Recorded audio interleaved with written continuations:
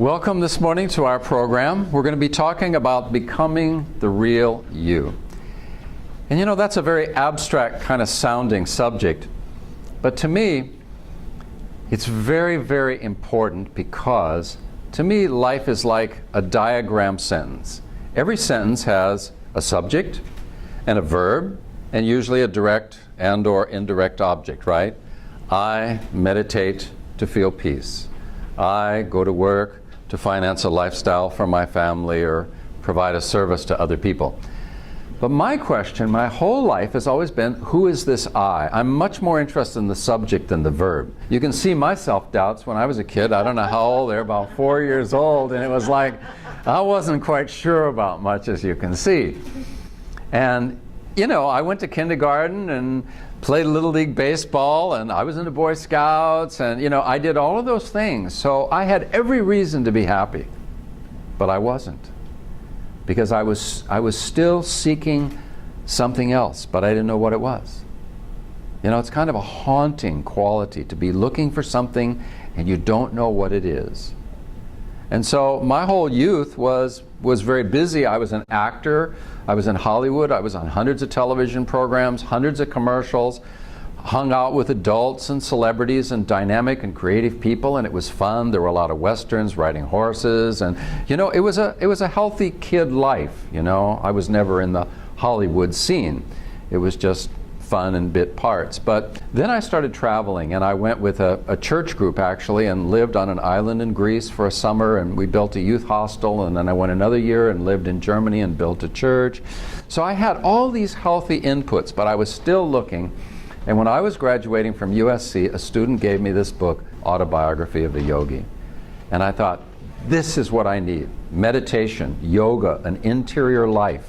I could sense the venerability and the depth and the scope of all of that was what I didn't have. I didn't have that, I don't like to use the word cosmic context, but that's what I was missing. So I became a monk for 35 years, was a postulant and a novice and a brahmachari, and you know, ended up giving lectures, traveled around the world. These are 3 classes in Italy. So I met tens of thousands of people, did a lot of consulting, did a lot of counseling of different kinds. So in that, I learned from their experiences, not only my own, because it's very intimate to talk to people about meaningful subjects. You find out a lot. You broaden your picture of yourself and your worldview. So it was an extraordinary thing. So this is what it boils down to from my experience, that most people are looking for meaningful relationships, a successful and fulfilling career, and a really deep, fulfilling sense of self. That's the I, you know, the self-realization, you know.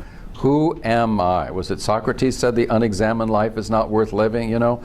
If I don't know who I am, the verb isn't going to matter all that much, and the direct objects, I can have all the stuff and raise a family and have a company in my name and all that, and it still won't fill that hole that that lack of I creates. So these are the questions that most people ask. What is my deepest belief? And I help people build, it's interesting, a pyramid of beliefs. I ask them all these introspective questions, and out of that, I ask them what is deepest, what's underneath that. And so we build this platform of their 10 deepest beliefs. And when we put that together, they are so strong. This is so powerful to know. And the second is, what is the greatest lesson that you've learned in life? Of all the lessons, what's the most important? What are the top 3? How do we build on that? How is that working in your life?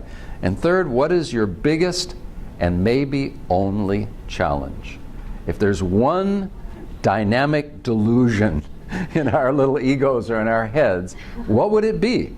Because have you heard this statement, the way you do everything, you know, the way you do anything is the way you do everything? We're very programmed. So if we have a paradigm that has a chink in it, we're going to carry that with us into everything. If we have needs or subconscious desires that are unfulfilled or unresolved issues, it's going to play out everywhere in our relationships, in our career, and in our sense of self. I really encourage you to be yourself in the deepest way possible.